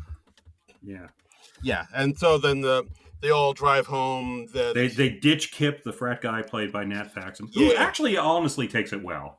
I mean, he's not. He just in most other movies, he'd be like, this rapey douchebag, right, who's like trying to get her drunk or whatever. But he seems kind of cool when he thinks that Colin Hanks is like bugging her. He's like, hey, take off, man, and you never get the feeling he's like trying to roofie her drink or anything. Which is nice. Yeah, exactly. It's a nice change of pace. I mean, that's the bare minimum you can do. Not drug the person you're talking to at a party. No roofies? What a great guy. No roofies. Oh, you can't do anything anymore in this PC woke culture. Oh, God. Oh, boy. So, I mean, the three of them drive home. they make up, they make out in the car while Lance sleeps. They make out in the back car as Lance is passed out. Yeah. And so they get home the next But he's just pretending. Yeah. Looking at his brother make out. All right. So they get home. Yeah, that's it's a little creepy. Yeah. It's a little weird. It's a little weird. Yeah. Little bit. Yes. So so they get home. We see that their dad is there. He's on the phone to Stanford. Back together with his mom. Lithgow and Catherine O'Hara back together again. Yes, back together again. And we see that is the that dad... a song? No, I just made it up. Oh, you're just doing that in a sing-songy voice. It's really hot in this closet. My brain's melting. Okay.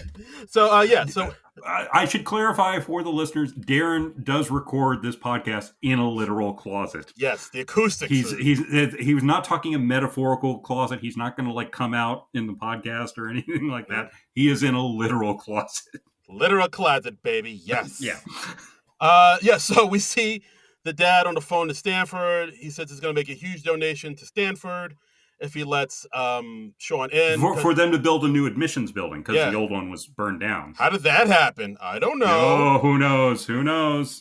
And they tell Lance and Sean, well, your father and I are back together, and we got you into Stanford, just like you wanted. Yay! Bribery! Yay! It works. Yay! Money makes everything. To be a nepo baby. Money makes everything go around. Greases all the wheels.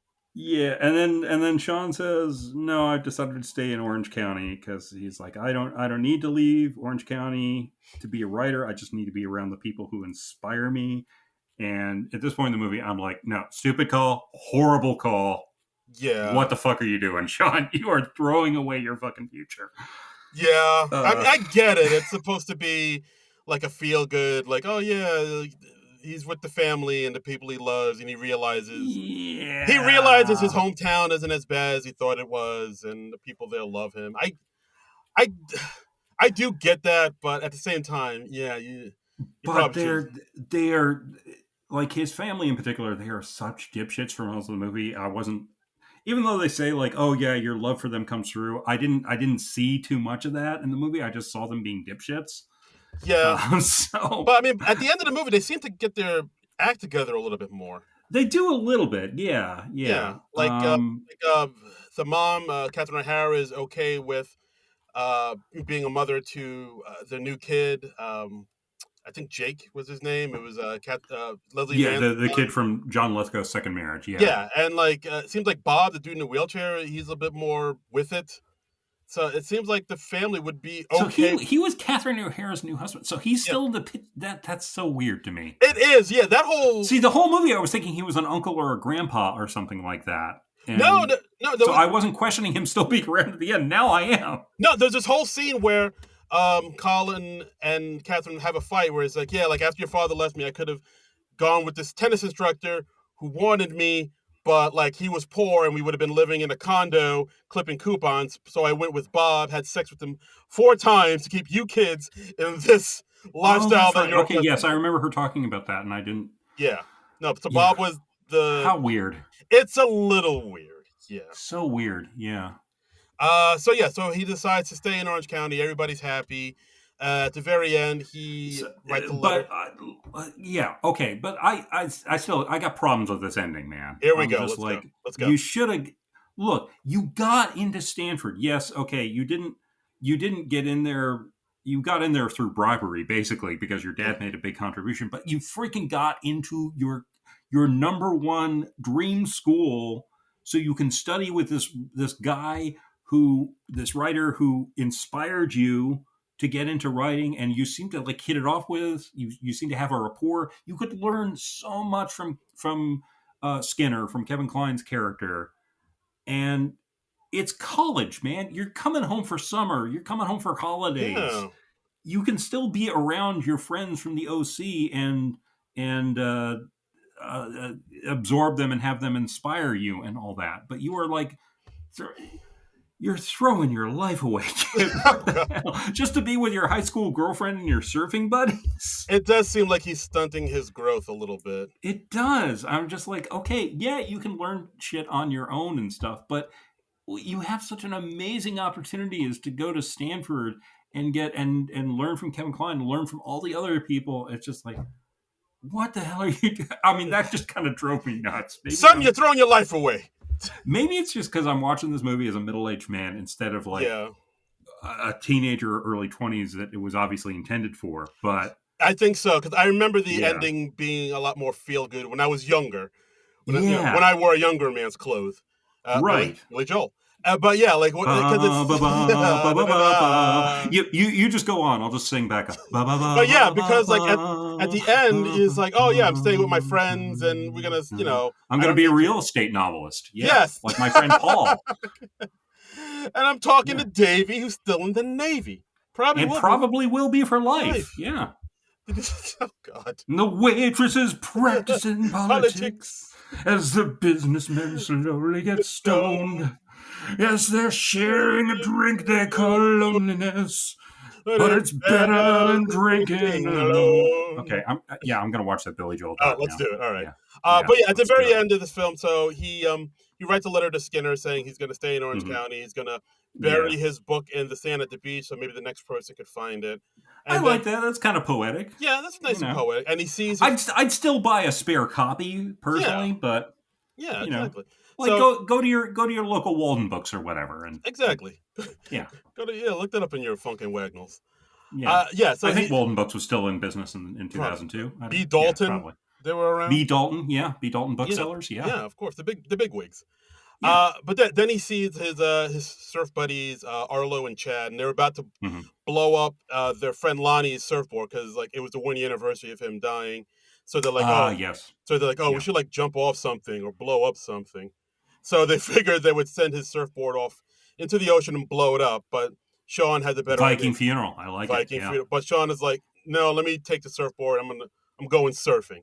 And then he goes surfing for the first time. Yeah, because he kind of gave up the surfing after the death of his friend Lonnie, and he wants to be a writer. He like sells off a surfboard. Yeah, so like this is him kind of, I guess, finding the balance between the writer. Yeah, I think so. That's the ending. That's supposed to be our takeaway from the ending. I'm watching this. I'm still kind of pissed off he's not going to Stanford because I'm just I get it.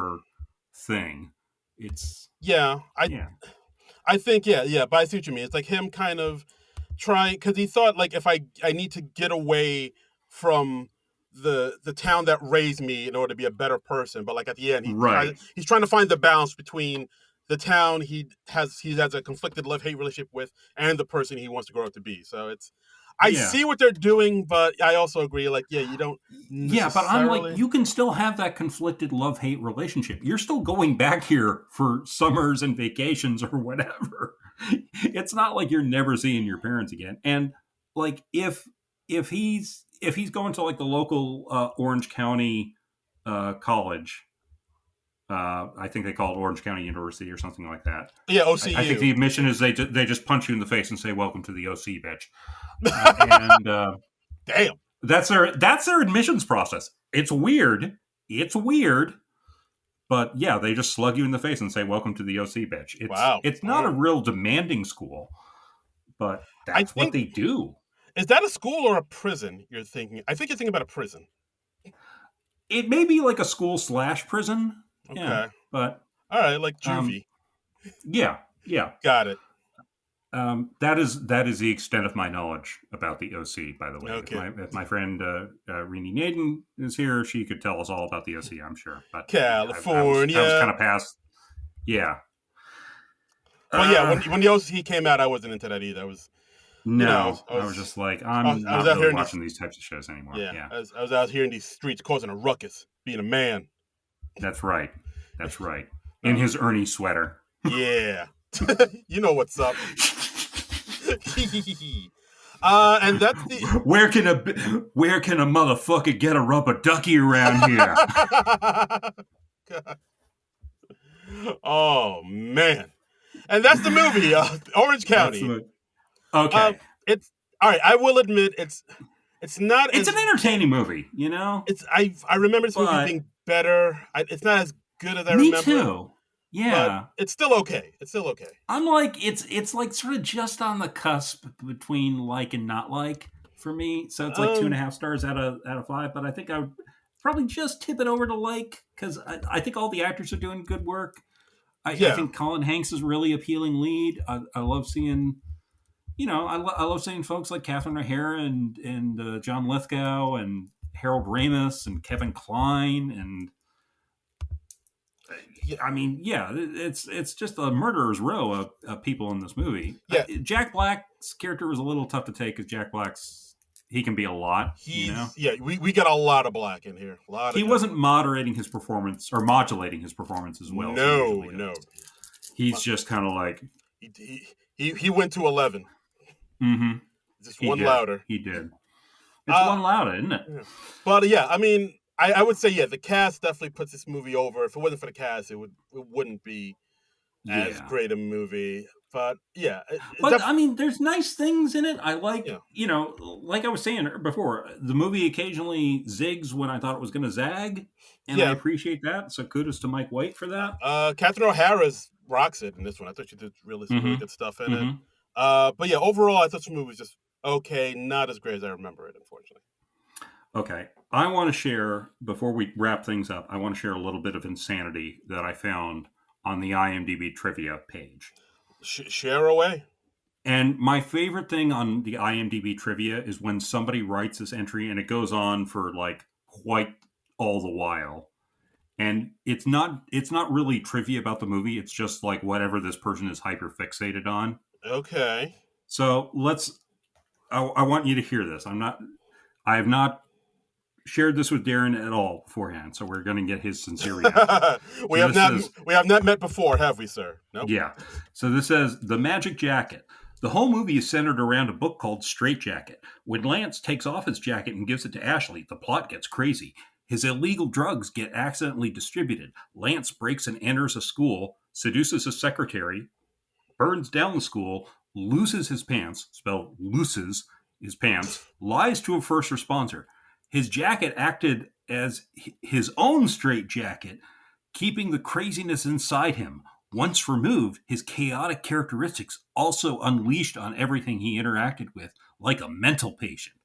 While Ashley wore Lance's jacket, her love for Sean diminished, and she saw him for the annoying, self-centered person he is. In moments of clarity, she explored a school party and spoke to different guys, seeing what her options could be. When she took the jacket off, she falls in love with Sean again, proving she thinks rationally rather than emotionally with the jacket on. Heavy, dude, right? Bro. This is like, this person just got like super high and watched this movie. He took some Excedrin. And I kind of love it. He took some Excedrin out of Jack Black's jacket. He took 3 hits of whatever it was. He was like, I'm going to watch this movie on Molly, and then I'm going to write up some IMDb trivia. And it's just like this person spewing insanity for a full paragraph. And it's like, I got to let everyone know about the jacket thing. People need to know. Yeah. I imagine he looked at that thing the next morning sober and was like, the fuck did I write? What is this? Yeah. Oh my God. I just read that, and it's like, and every other trivia thing on the page is like, 1, maybe 2 sentences like, hey, Jack Black and Colin Hanks also appeared in the King Kong remake together. Leslie Mann played John Lithgow's daughter in This Is 40 in 2012. It's stuff like that, and then this person's like, let me tell you about the jacket. The jacket is the doorway to the soul and the truth, my brother. No. You see, when he passes a jacket from one character to another, it makes him think differently, man, like Jack Black. If you play the jacket backwards, you can hear Paul is dead, man, miss. And it gives you the secret connection between Sophie's Choice and the Golden Girls. If you play the jacket while Pink Floyd's Dark Side of the Moon. Right. Link it up, sync it up. Sync it up, man. But when money comes in, watch, see what happens. Oh my God. Money! It's great. So, I think the movie's okay. Like I said, it's frantic, more frantic than I remembered. I had to watch it in chunks. Yeah, absolutely. Because it got a little exhausting to watch. Yeah, I agree. But yeah, it's it worth a watch? But we're also not the target audience anymore. So yeah, that's true. We aged out. But yeah. it's short, it's quick, it's got some good parts. Check it out. See what you think. Maybe we're wrong. Yeah, it's decent. Yeah. Decent. And and that's the episode. I'm gonna call it right there. Thanks again. Okay. Thanks for listening to the podcast. As always, you could follow us on the Blue Skies at SNL Nerds. You could listen to this on the YouTube, on our YouTube page at Non-Productive. That's true. And you can donate to our Patreon, Non-Productive.com. And you can follow me on all the social medias at Darren Credible. That's DARIN Credible. And you can follow me on all social medias at Trumbull Comic. That's TRUMBULL and the word comic. That's where you can find me. You can find me on Blue Sky and Letterboxd, and I write up reviews of movies, and I say stuff like this, and I may compose a review of Orange County for my Letterboxd thing too, and include a nice little link back to us. Ooh la la! And so it's a circle of life. Circle of life. So next week, we were going to continue in this vein of back to school. But then unfortunately this unexpected event happened. The great Robert Redford passed away this week. So very sorry to hear that. How old was he? He was like in his 80s, I think, right? He was late 80s, I believe. Yeah, I think he might have been as old as 89. I don't have his age right in front of me, but one of the all-time great movie stars. Yeah, I mean, like if you look at his filmography is just like it's the stuff of stars. I mean, of course, Butch Cassidy and the Sundance Kid. Yeah, which I got a copy of on Blu-ray, like just literally like the day before he died. Oh, so it's your fault. Yeah, I guess. But I mean, The Sting, All the President's Men, Barefoot in the Park. Yeah. The Candidate. Great movie. Jeremiah Johnson, which has that GIF that everybody thinks is Zach Galifianakis in it. Yes. I still haven't seen Jeremiah Johnson. I gotta check that out. See what else we got. Out of Africa, The Way We Were. Great Gatsby. Yeah. And then his career as a director too. He did Ordinary People, A River Runs Through It, Quiz Show. I mean, just amazing stuff. Yeah, I mean, I'm sure the younger people will know him as Alexander Pierce in Captain America: The Winter Soldier. But he's had. I mean, before that, he had an amazing career well before the MCU. Yeah. I mean, let's face it, he was basically slumming by doing the MCU. Yeah, I mean, I'm sure he appreciated the chance to do something like outside the norm a little bit, but yeah. So yeah, as we often do when somebody of significance passes away, we rack our brains and we think, oh gee, did they ever host SNL? Did they ever do a movie with an SNL alum? And it took me a little while to realize this because I was like going through his IMDb, and then I finally hit on like, oh yeah, he did Sneakers with Dan Aykroyd in '92. So yeah. I mean, unfortunately, he never hosted SNL. No. So we're gonna talk about Sneakers, the movie from 1992, which I remember. I'm pretty sure I saw this in the theaters as a kid. Mm-hmm. So, and I remember really liking it. So it'll be good to revisit this and see if it still holds up. And I'm looking forward to checking it out because although I've heard nothing but good things about Sneakers over the years, it's one of those movies I've just never gotten around to seeing. But I know it's kind of like this beloved cult film. Yeah. And people, like when you bring up Sneakers, people are like, oh, you got to see Sneakers. And so I don't doubt it's great and it's fun and it's a good time. And I'm looking forward to seeing it. I have not seen it until now. So I'm going to be coming to it fresh. Yeah. It's weird because like it is a movie because like from what I remember, it's a movie that's really good, but I don't think it blew up quite as big as it should have, but it has a huge cult following, and it's like a movie people don't really talk about anymore or really remember. It's fallen down the memory hole a little bit, I think. So I mean, which is weird because its cast list is bananas because it has Robert Redford, got Dan Aykroyd, our SNL connection, right? Got Ben Kingsley, you got wow, you got River Phoenix before he passed away, you got Sidney Poitier, you got David Strathairn, you got Mary McDonnell. It's got some heavy hitters in this thing. This sounds like the cast of like this Oscar bait movie. It really does. and yet it's this light comedy.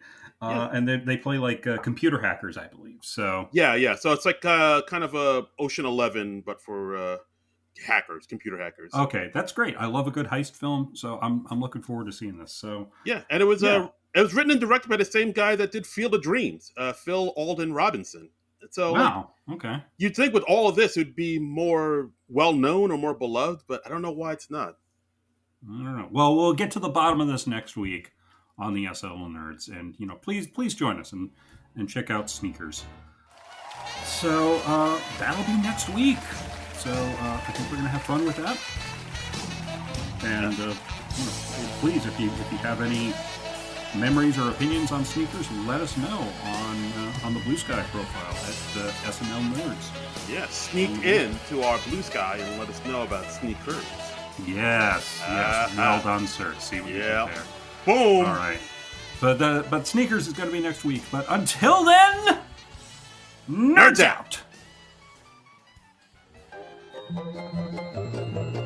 This has been a non-productive media presentation. Executive producer Frank Hablawi. This program and many others like it on the Non-Productive Network is distributed under a Creative Commons Attribution Non-Commercial No Derivatives license. Please share it, but ask before trying to change it or sell it. For more information, visit non-productive.com.